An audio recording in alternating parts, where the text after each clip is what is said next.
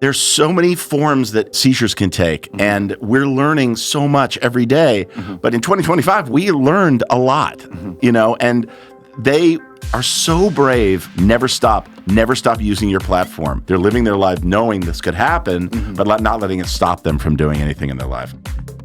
Hey, I'm Greg Grunberg, and welcome to Talk About It, the podcast where we focus on topics that everybody should be talking about, and hopefully they will, or not only talking about, but screaming about. Epilepsy shouldn't keep you from doing anything that you want to do. Talk about it. Talk about it. Talk about it. This season, we are going to continue to talk about living with epilepsy, like my son and millions of Americans who do. We're also going to be looking at other related conditions and causes. Our goal is to knock down, drag out, eliminate stigma, and raise awareness. Oh, and hopefully have a laugh or two along the way. Each of our episodes will feature amazing advocates and champions. We will learn together how to make a real difference in our own lives and in the lives of our communities. Talking about it is important. It's all about connecting. Talk about it. Talk about it. Talk about it. Talk about it. Talk about it. Talk about it. Thank you for talking about it. Thank you for talking about it. New season, new look, new sponsor.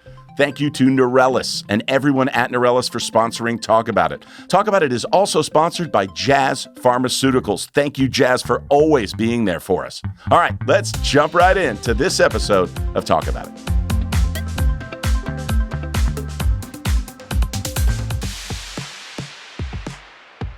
We're rolling. You're sure we're rolling? I'm sure we're rolling. Okay, because 2025 was a rough year, Nick. Happy New Year, Nick. Happy New Year, Grunny, and 2026 is off to a shaky start, too. It really is. Yeah. But you know what? We've got each other. We've got a strong community. We've got all of you. And thank you so much for being with us. Thank you for all the support over all these years and these seasons. And 2026 is just really exciting. We have so many great things planned for 2026. As you know, this podcast has grown. We encourage everyone to talk about it, and we've been doing a lot of talking. 2025, we did a lot of talking, and we had some exceptional guests. As you know, I keep saying that because you do know, as you're part of this community that keeps growing. We have close to 400,000 subscribers now. Thank you so much. Thank you to Neurelis. Thank you to Jazz. Thank you to everyone that supports, all the celebs, all the nurse practitioners, the doctors, the scientists, the CEOs, everybody, especially the patients, the caregivers, for being a part of this. But there were a certain number of great episodes that we had. There were certain guests that really stood out to both of us. It's like children. They're all our favorite, but there were some that There were a couple that I don't ever want to talk to again. No, I'm kidding. No, they were all fantastic. As a matter of fact, several of them, you and I both said during the episodes, we were like, we're going to make this a two-parter. And we plan to go back to them, not only because they have more information and it's exciting as new treatments come out, new therapies, new things for caregivers to learn, just because they had so much information. They're just so fascinating, these people. And but tell me, what stood out to you in 2025 on Talk About It? I think that's what we should get into in this episode. Let's do it. Let's do some highlights.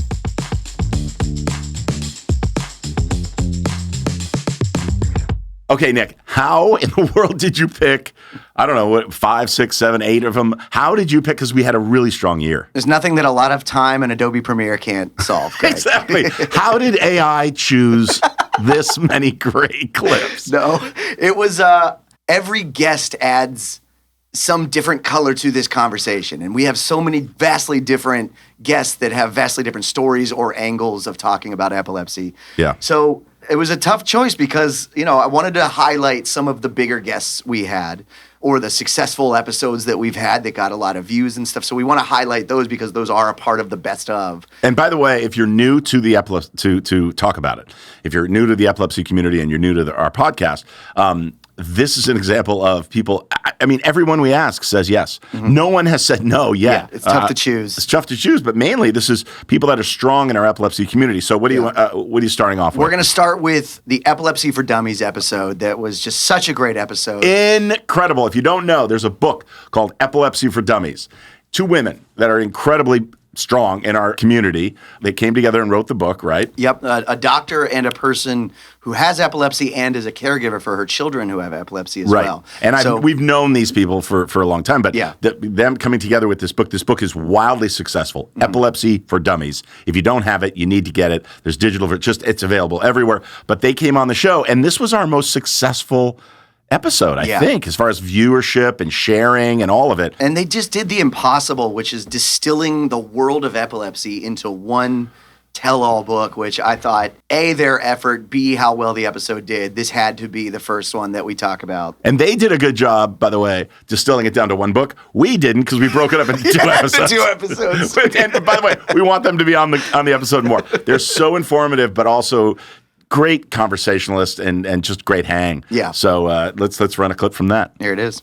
Epilepsy is really, really complicated. Epilepsy is not just one thing. It's many different things, many different types of seizures, many different causes of seizures, many different treatments for seizures, et cetera, et cetera, et cetera. So it was difficult, but I think Lauren and I are very proud of what we have produced, and I think it's going to really help people with this journey. Yeah. I think we try to take a step back and think about not only about the medical aspects of epilepsy, but living with epilepsy, both with regard to the stigmas attached to it, the beliefs and disbeliefs. And I think Lauren played a large part in that, because I think the nice thing, we have very different perspectives on the same topic. Yeah. So I think it really helped it be pretty thorough. You're going to live with unpredictability. Unfortunately, that's just the nature of this condition.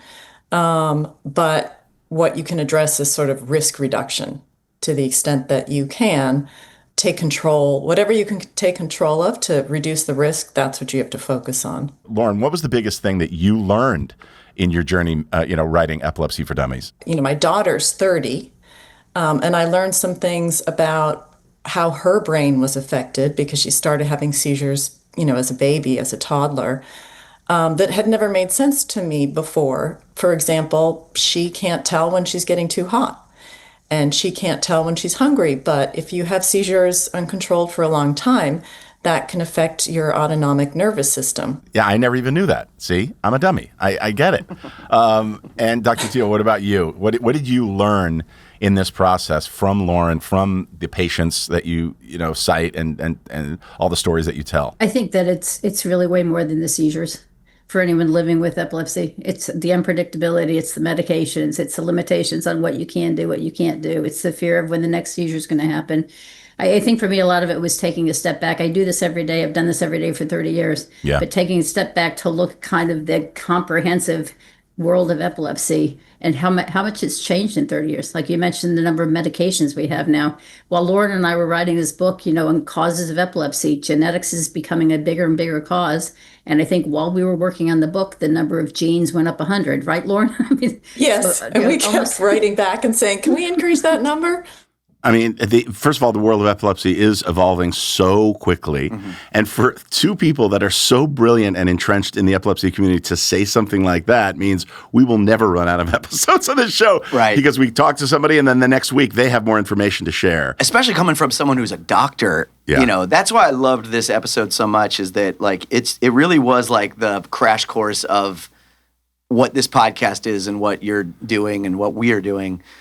It's a doctor's perspective, it's a patient's perspective, it's a caregiver's perspective, all coming together to talk about this condition, all encompassing, from the treatments and the stigmas and the weight of it. I loved that they talked about that in the episode too, of this isn't just a condition, it's all of these aspects of your life that also get affected by epilepsy. Right, and for those two people to learn from the work that they did, right? I mean, they should know everything. They're writing Epilepsy for Dummies, and yet they learned while they were going through that process. So, this is something, when you're in this community and you know this, you have so much support, you're not alone, and there are so many places that you can learn from. One of which is, and I hope, I don't know if you have this clip of Tony Coelho. Tony is a hero of all of ours. I mean, he wrote the ADA. He is a politician, but somebody that has epilepsy and has fought for so many people in the world of epilepsy. Basically, his persistence, his devotion to the cause, and he's made this his life's work. Mm-hmm. And that's what is so inspiring. When you hear a diagnosis, you're scared to dip your foot into the water because you know, I don't want to go swimming in that water. Right. I don't want to go to the other side. I don't want to wade around and paddle and do that. But once you're in, the water's great, and everybody's great, and people will support you. And Tony he's just incredible. If we could run a couple. Absolutely. And then we're down to one vote. Basically, it looked like it was going to be really close. And so the chairman of the subcommittee, Norm Mineta from Northern California, was chair. And so I called Norm and I said, Norm, the ADA is my reparations act. I need your vote. Mm-hmm. And he said, when you put it that way, okay. And so I got his vote. It got out by 1 or 2 votes.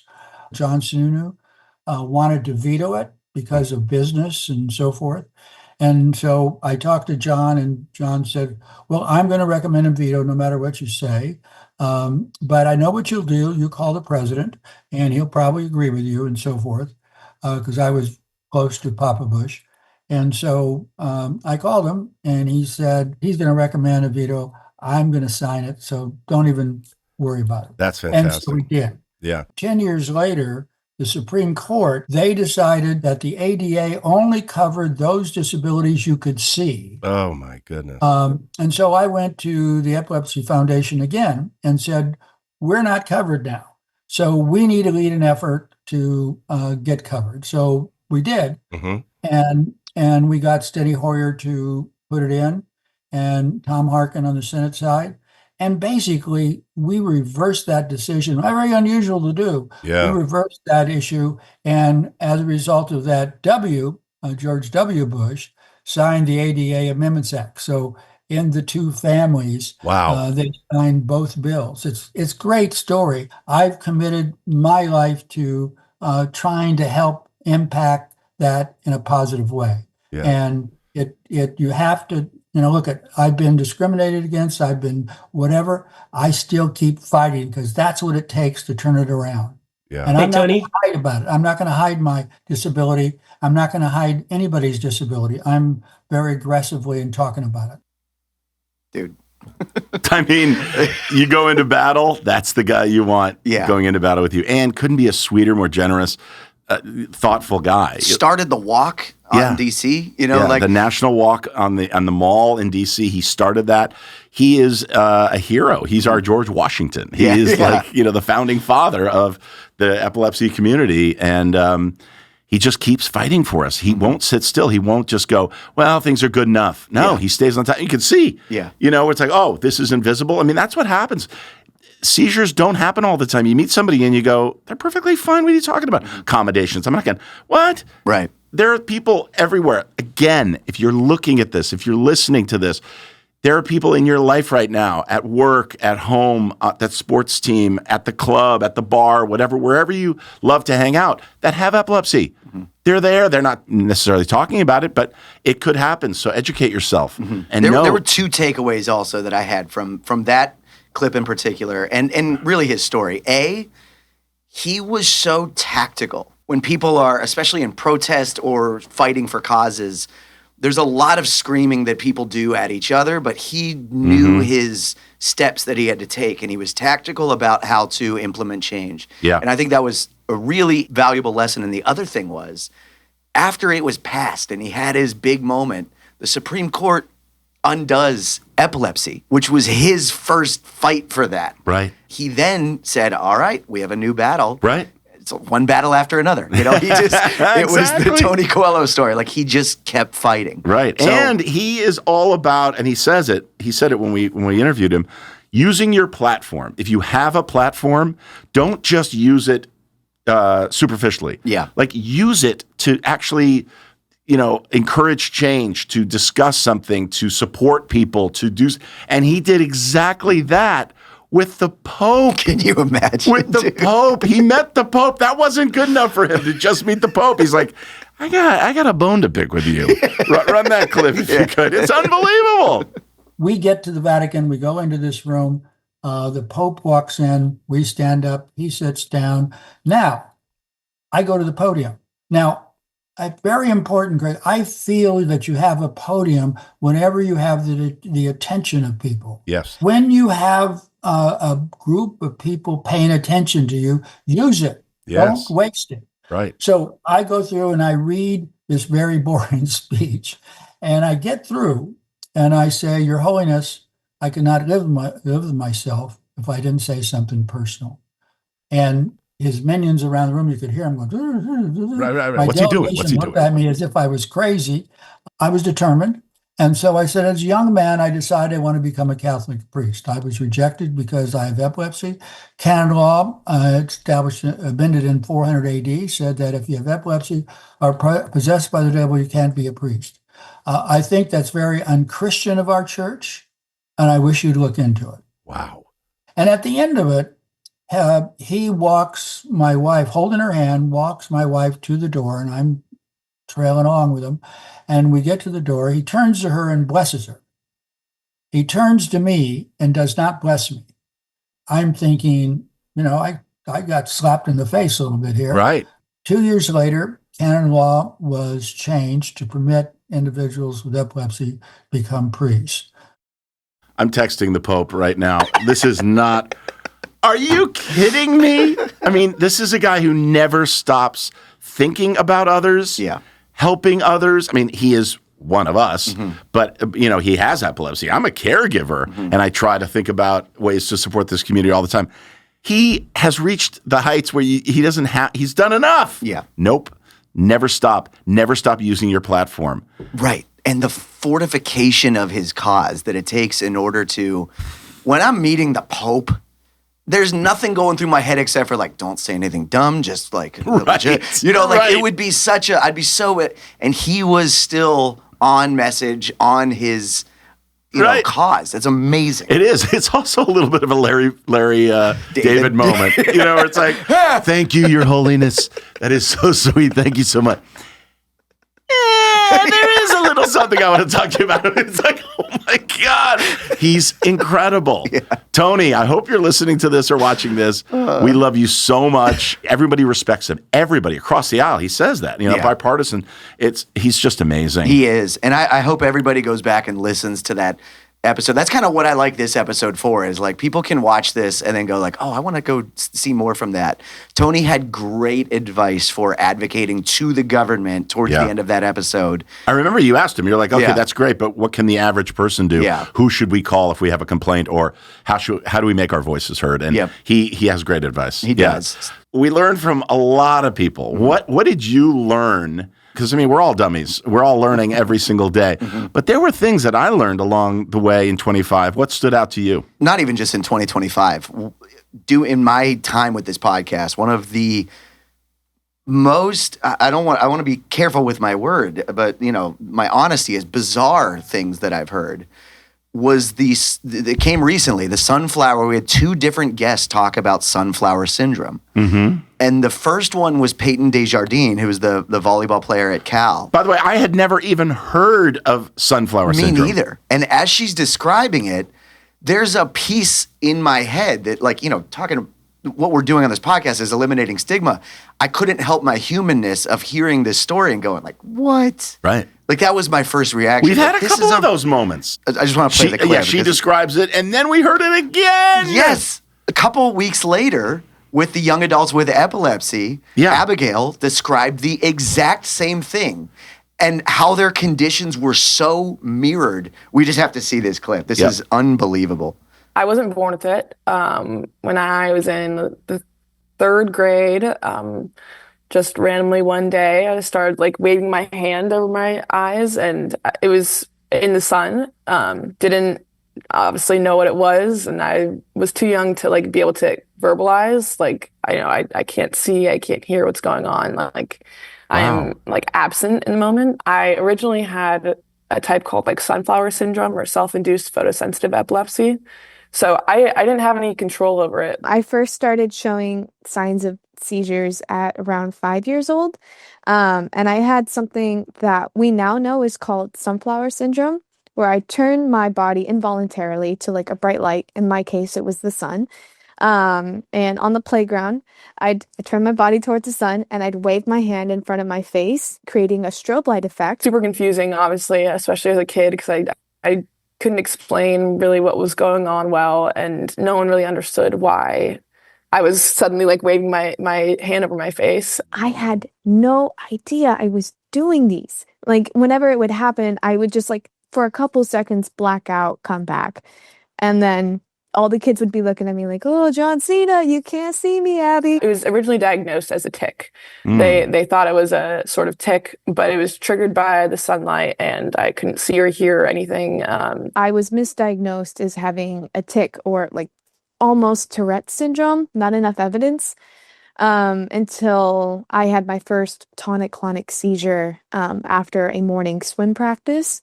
That was around almost 12 years old. And then eventually one day I just started having seizures again, but it was just my eyelids fluttering. So that was where it kind of turned into Javon syndrome, which is what I currently have. Okay, can you pronounce that again? What is it?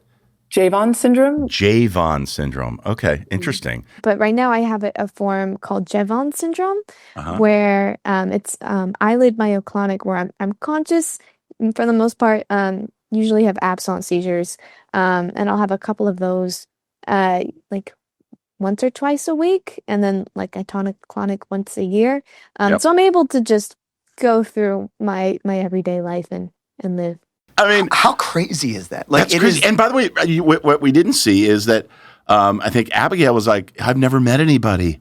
Remember, we said, "Oh, you have to meet her." Yes, incredible. It's so incredible. By the way, honorable mention on these to Michael T. King's story too. What's the name of Michael's book? Be There When I Return. Be There When I Return.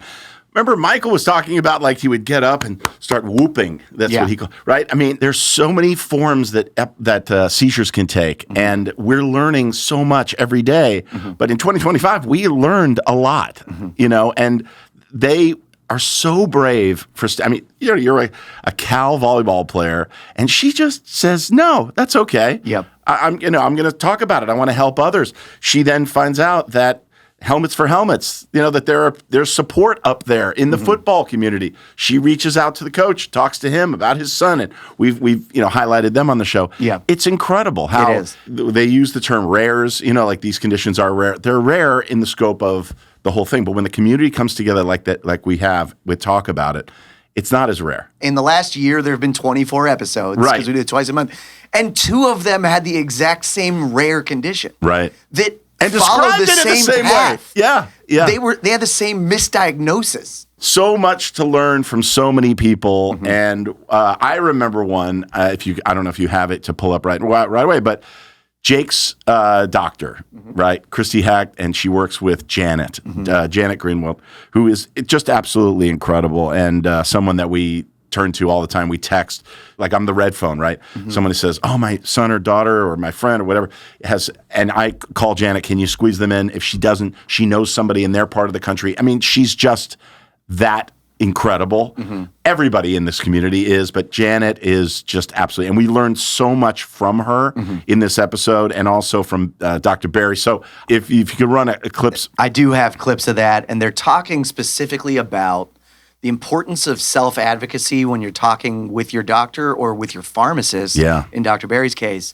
And doctors are pressed for time, especially with how insurance is going now. They have less and less time to talk with patients. So the importance of being open with your doctor, the importance of a doctor being open with you, and taking notes, doing all the things to advocate for yourself. So here they are. I always tell my patients, you have to be your own best advocate.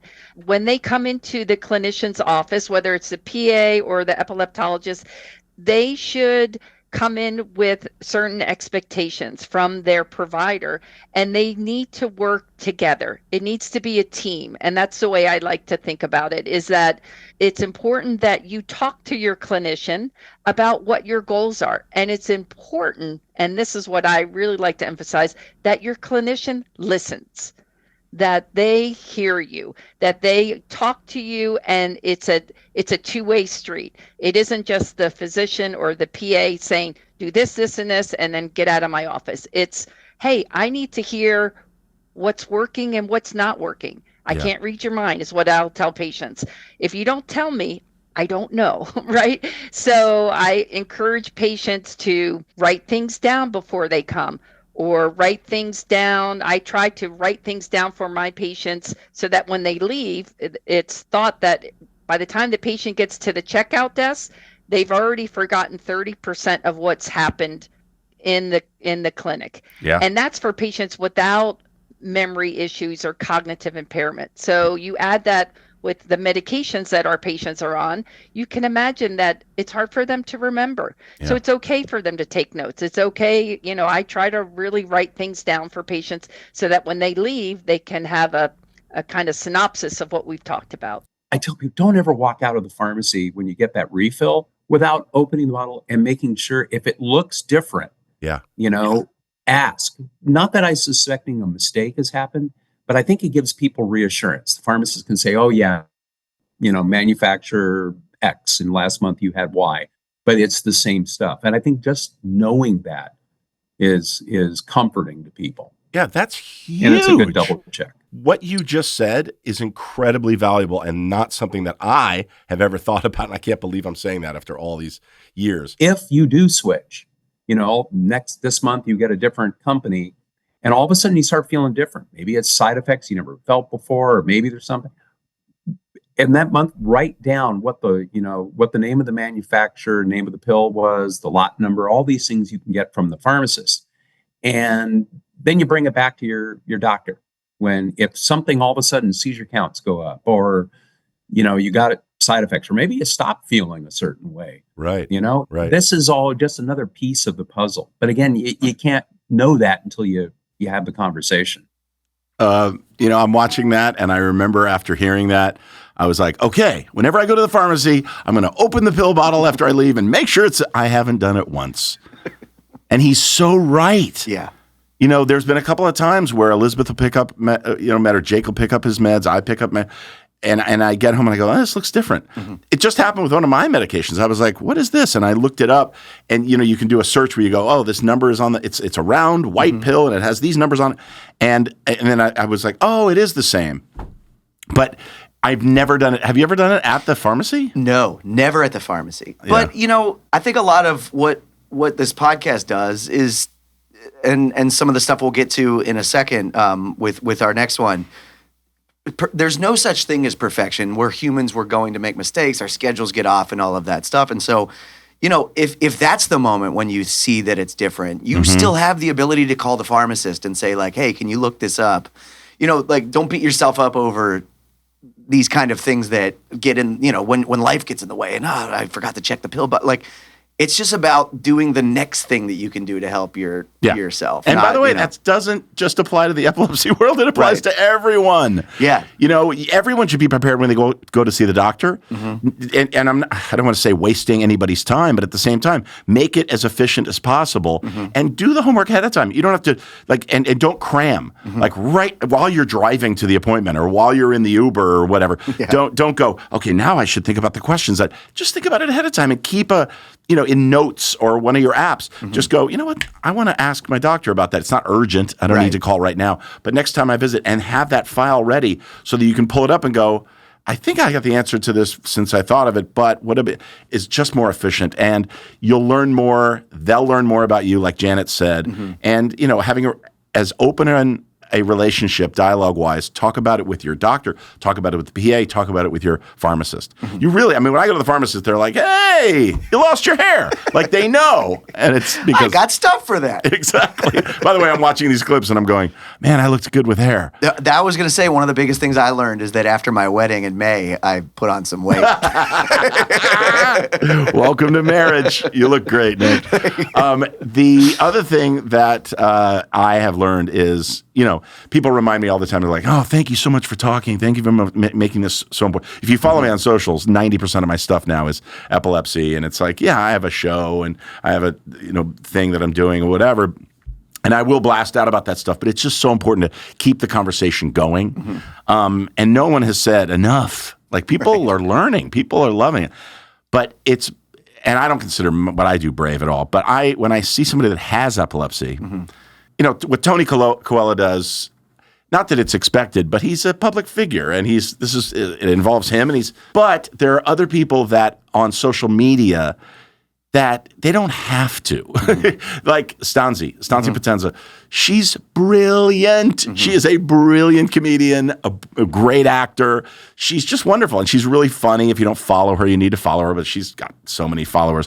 There's Stanzi and Jamie, people that we had on this year. We should run some clips from them, because these are two influencers that are doing very, very well, and they would do very, very well without mentioning, and they're using their platform to destigmatize and to say, you know what, if you have it, you're not alone. I have it, and I can talk about it, joke about it, learn from it. You can learn. Anyway, roll the clips. When did you become this amazing social media, influencer? I liked advocating for others, though, more towards adulthood because of everything that I went through, and I didn't want to see anybody else go through that. Honestly, that's kind of how everything started was, oh, okay, social media gives me a voice. I'm going to give this voice to other people because I don't think that they realize they can accomplish so much regardless of their disabilities. There are some very profound, really strong posts that you've made. One in particular where you were put into a coma, an induced coma, like all these posts. It's so powerful, and it just shows how serious this is. It is not pretty to see for me. I know that that's my worst, but I didn't second guess it because I knew somebody else was in the same position. Yeah, I mean, it's powerful. People need to know they're not alone. What was your decision making in terms of like, I'm gonna now show this? Was there something in particular that caused you to say, you know what, this is a cause that people need to see? Or did it just kind of evolve with you on social media? I think about what others don't think about. And specifically to that airport one, people don't think that seizures are just, laying down staring at the ceiling or something. I didn't know what was happening during that time. But maybe someone else in an airport or in a public place might go through the same thing, and they'll remember my video and say, oh, this might be a seizure, instead of somebody who, might be on drugs, which is a common accusation. Yeah, it's insane. I am on all of the socials. You can find me on, Instagram, YouTube, TikTok. I am starting to post long form videos on YouTube. So you will be able to find a full story time about this past seizure pretty soon on YouTube.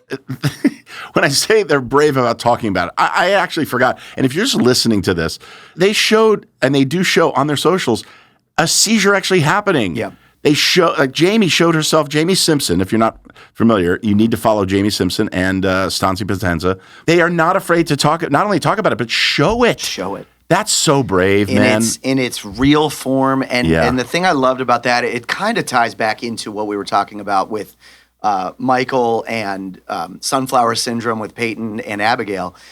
People don't know, Nikki Glaser just made a joke at the Golden Globes about epilepsy. Emma Stone and Yorgos Lanthimos keep making wonderfully bizarre movies together. And go harder. I want Emma Stone playing a piece of toast with epilepsy.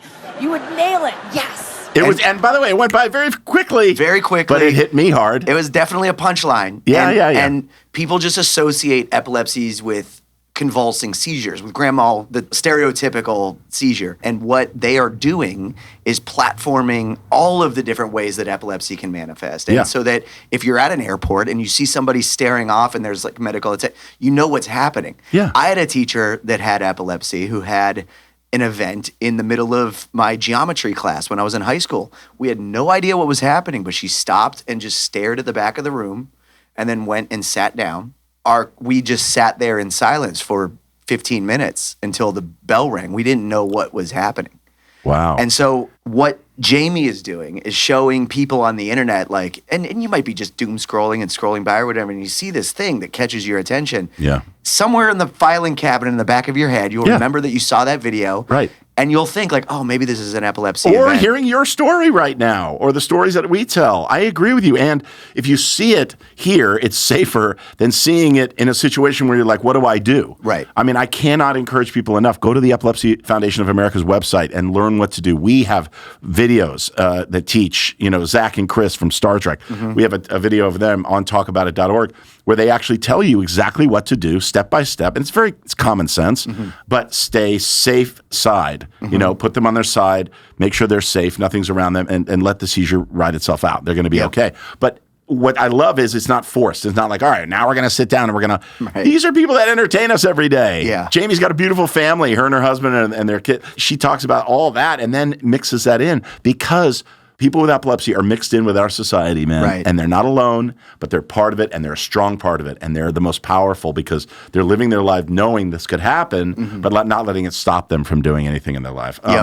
Now, talk about somebody who doesn't let anything stop them. We had one of the best football players ever, Alan Faneca, who's an old buddy of yours, buddy of mine. I see him at the walks. We advocate together.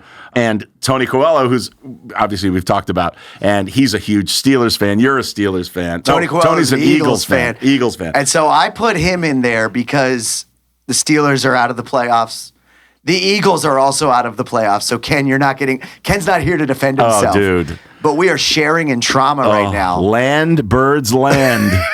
I mean, that was just, and the steel is wilted and falling apart, man. Oh, my God. I just love that his last throw was a pick six. Sail off into the sunset, my friend.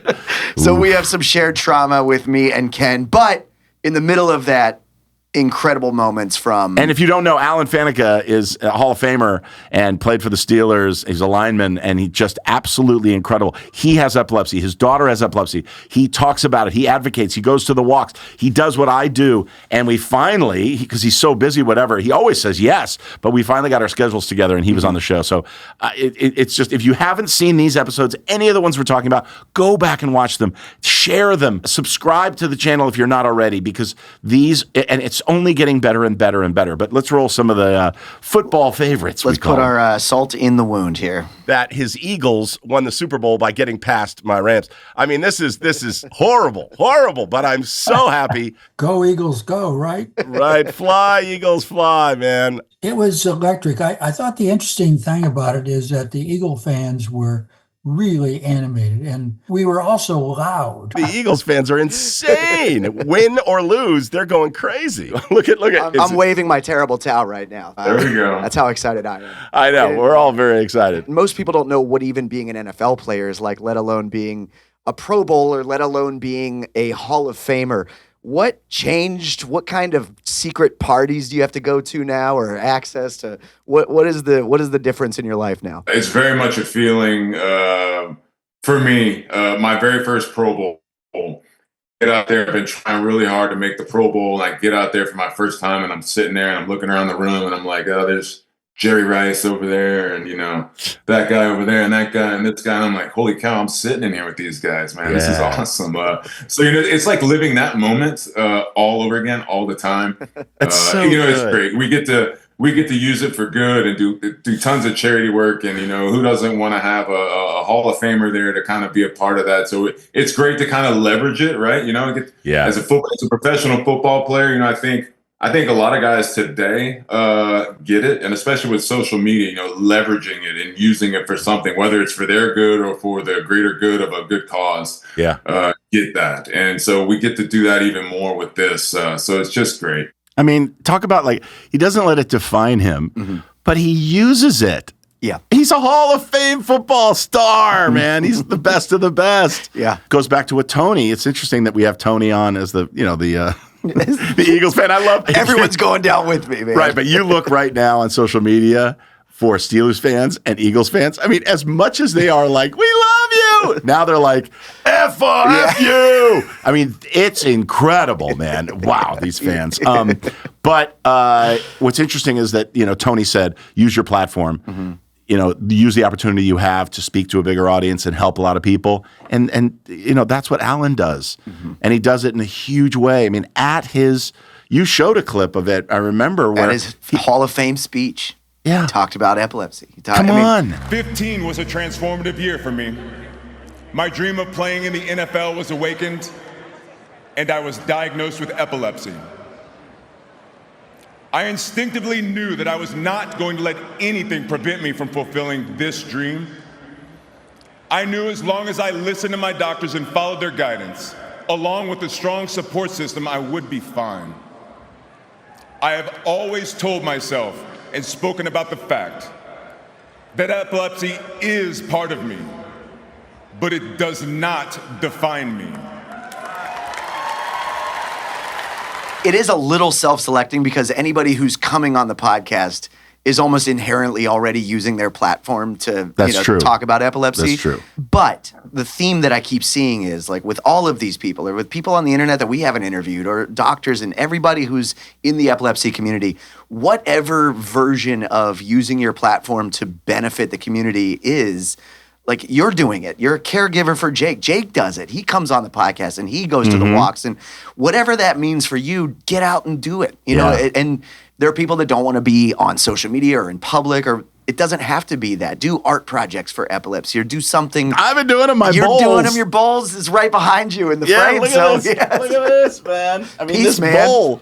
I love this bowl. If you don't know about this, I just did a post. Put the raffle ticket roll on top of the bowl.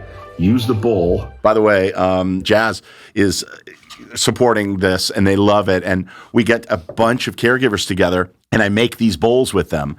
And then we open up while because you're concentrating. It's like when you're in a car and you're having a conversation and you're both looking this way. You're not staring into someone's face. But what this is you're concentrating on the art, and people open up. And so it's like this therapy group. Talk about not knowing you're not alone. You're sitting with like 12, when I do these, 12, 15 people, and we're all just like, oh yeah, I've been there, I've done that, and you're gluing and you're making this bowl. But anyway, these are raffle ticket rolls, and in the latest video, if you go on my social media, at Greg Grunberg, and you'll see exactly how to make this. I mean, I literally walk you step by step.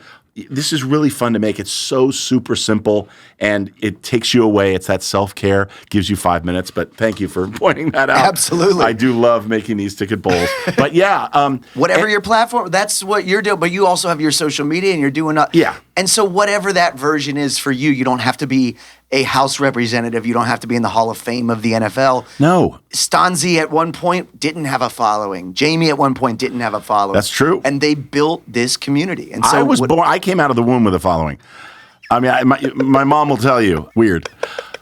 Before we go, I'm so excited about 2026. We already are kicking off this year great. I love doing this with you, but the future is so bright.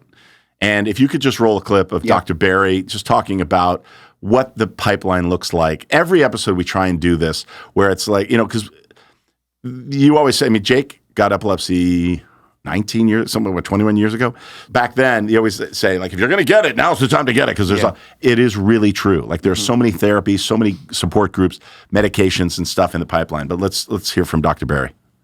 Why are the drugs coming faster, and why are they better now? So I think the real answer is back in the day, getting back in the 80s and 90s, we still didn't understand a lot of the genetics. We didn't understand a lot of the, what is actually going wrong, in the brain, and how to target these medicines. A lot of them we were kind of discovered by accident, really. And so now as we learn more of the science, we learn the genetics, we can actually are starting to be able to target drugs, develop them and target them to specific defects. I mean, that really is, personalized medicine, precision medicine. So I think as we learn more, and as the science tells us, we can develop new treatments. Now, not every new drug that's going to come out is going to work for every single patient, but I think that explains it. We can generate new molecules based on what we think is going wrong. Yeah, I mean, every single person we talk to is always hopeful about the future, which is great. And I look forward to many more people like that. We have seizure dogs. We have that episode coming up. That's really great. Look out for that. We have some really incredible guests. Immediate use meds episode coming up. Yeah, immediate use meds, which is really important. If you're not carrying an immediate use meds or rescue med, we used to call them, you need to. And we talk about why and how important it is and how easy they are now. It's not rectal. It's not, it's a nasal thing. And look out for that episode coming up. And then just more of the really interesting people in our community, both on the patient side and the doctor side and the science side, the advocacy side, and caregiver side. But I'm just really excited about the future. And I again want to just thank all of you for tuning in, for supporting. Thank you for the incredible comments. Yes, I do look better without hair. No, this is alopecia. I've talked about that on Talk About It. All of a sudden, I got hit with it. This is a platform to just let it all out and talk about it. My co-star from Felicity, Mandy, she's going to be talking about a condition that she has. She has MS, so look out for that. There's a lot of things coming. Bleeding disorders. We're helping a lot of different communities, but always at the root of it, at our heart, is epilepsy. And we love you all. Thank you so much. And again, go back, listen to these episodes. But I like this little year in review. It's fun to see what we've done. Absolutely. That is this episode of Looking Back on 2025. Happy New Year. Happy healthy New Year. Keep those habits up. Whatever you did in 2025, it's working. So improve on it, but just keep it up and keep talking about it. We'll see you next time.